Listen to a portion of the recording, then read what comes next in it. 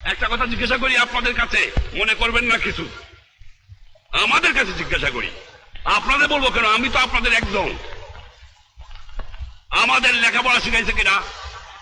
আমার বাপ মা, আমরা মনে করি বাপ মা। আমাদের লেখাপড়া শিখাইছে কে? আমার আজ ডাক্তারি পাস করায় কে? আজ ইঞ্জিনিয়ারিং পাস করায় কে? আজ সায়েন্স পাস করায় কে? আজ বৈজ্ঞানিক করে কে? আজ অফিসার করে কে? কার টাকায়? বাংলার দুঃখী জনগণের। আপনাদের কাছে আমার জিজ্ঞাসা, শিক্ষিত ভাইরা, আপনার লেখাপড়ার খরচ করে দিয়েছে শুধু আপনার সংসার দেখার জন্য নয়, আপনার ছেলে মেয়ে দেখার জন্য নয়, দিয়েছে তাদের আপনি কাজ করবেন, সেবা করবেন। তাদের আপনি কি দিয়েছেন, কি ফেরত দিচ্ছেন, কতটুকু দিচ্ছেন? তার টাকায় ইঞ্জিনিয়ার সাহেব, তার টাকায় ডাক্তার সাহেব, তার টাকায় অফিসার সাহেব, তার টাকায় রাজনীতিবিদ সাহেব, তার টাকায় মেম্বার সাহেব, তার টাকায় সব সাহেব। আপনি দিচ্ছেন কি? কি ফেরত দিচ্ছেন? আত্মসমালোচনা করেন। আপনি চাকরি করেন, আপনার মায়না দেয় ওই গরিব কৃষক, আপনার মায়না দেয় ওই গরিব শ্রমিক, আপনার সংসার চলে ওই টাকায়, আমি গাড়ি চলি ওই টাকায়, আমরা পয়সা থাকি ওদের টাকায়।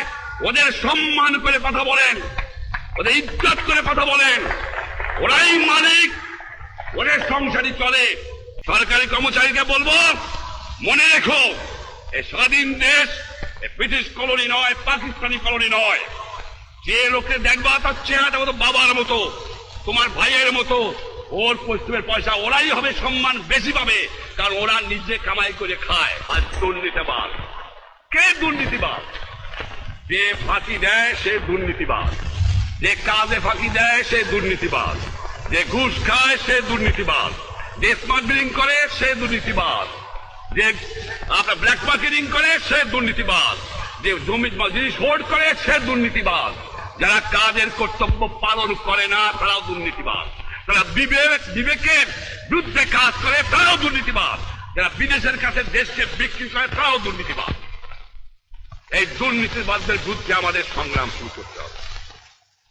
একটা কথা বলি আপনাদের কাছে, এই দুর্নীতিবাদদের কোনদিন সরকারি আইন করে দুর্নীতিবাদ দমন করা সম্ভব নয়, জনগণের সমর্থন ছাড়া। আজকে আমার এক নম্বর ওয়াদা হবে আপনাদের কাছে, সেটা হলো এই, আমি বলেছিলাম ঘরে ঘরে দুর্গ করো। কেন? জিহাদ করতে হবে, যুদ্ধ করতে হবে শত্রুর বিরুদ্ধে। আজকে আমি বলবো বাংলার জনগণকে, এক নম্বর কাজ হবে যে দুর্নীতিবাদদের বাংলার মাটিকে উৎখাত করতে হবে। আমি আপনাদের সাহায্য চাই।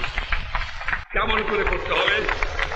আইন চালাবো, ক্ষমা করব না, যাকে পাবো ছাড়বো না। একটা কথা আপনাদের করতে হবে, জনগণে এমন গণ আন্দোলন করতে হবে, আমি গ্রামে গ্রামে নামবো, এমন আন্দোলন করতে হবে যে ঘুষখোর, যে দুর্নীতিবাদ, যে মুনাফাখোর, যে আমার জিনিস বিদেশে চালান দেয়, তার সামাজিক বয়কট করতে হবে।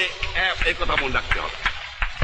গ্রামে গ্রামে মিটিং করে দেখাতে হবে, ওই চোর, ওই ব্ল্যাক মার্কেটিয়ার, ওই ঘুষখোর, ভয় নাই, কোনো ভয় নাই, আমি আছি, ইনশাআল্লাহ আপনার অত্যাচার করতে দেব না। কিন্তু আপনাদের গ্রামে গ্রামে আন্দোলন করে, পারে কে ছাত্র ভাইরা পারে, পারে কে যুবক ভাইরা পারে, পারে কে বুদ্ধিজীবী পারে, পারে কে জনগণ পারে, ঘরে ঘরে আপনাদের দুর্গ করতে হবে। সে দুর্গ করতে হবে এই জন্য যে দুর্নীতিবাদকে খতম করো, বাংলাদেশে দুঃখী মানুষের দুঃখ মোচন করো। এই দুর্নীতিবাদ যদি খতম করতে পারি, শতকরা 25 থেকে 30% দুঃখ বাংলার মানুষের চলে যাবে। এত চোরের চোর, চোর কোথেকে যে পয়দা হয়েছে আমি জানি না, পাকিস্তানের সব নিয়ে গেছে, কিন্তু এই চোর চুপ ফিরে গেছে আমার কাছে। এই চোর নিয়ে গেলে আমি বাঁচতাম, কিছু দালাল গেছে, কিন্তু চোর গেলে বাঁচা যাবে। শতকরা 20 জন লোক শিক্ষিত, আমরা শতকরা 20 জন, তার মধ্যে শতকরা 5 জন লোক আমরা বলতে পারি আমরা শিক্ষিত। আজকে একটা কথা প্রশ্ন আমার, এই যে দুর্নীতির কথা বললাম, আমার কৃষক দুর্নীতিবাদ না, আমার শ্রমিক না। তা কে?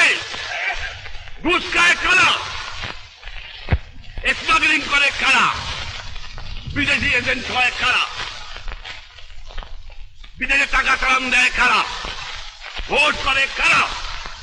এই আমরা যারা শতকরা 5 জন শিক্ষিত লোক, এই আমাদের মধ্যে ঘুষখোর দুর্নীতিবাদ, এবং আমাদের চরিত্রের সংশোধন করতে হবে, আত্মসমালোচনা করতে হবে। এই দুর্নীতিবাদ এই শতকরা 5 জনের মধ্যে, এর বাইরে নাই। কেন নাই? আমার কৃষক দিন ভরে পরিশ্রম করে। আর শিক্ষিত সমাজকে একটা কথা বলবো, যে আপনাদের চরিত্রে আমাদের চরিত্রে পরিবর্তন হয় নাই। একজন কৃষক যখন আসে, খালি গায়ে লুঙ্গি পরিয়া আমরা বলবো, এ বেটা করতে গাইছিস, বাইরে বয়, বাইরে বয়।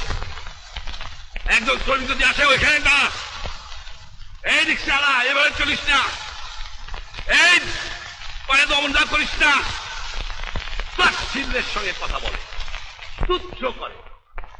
পরিবর্তন করতে হবে।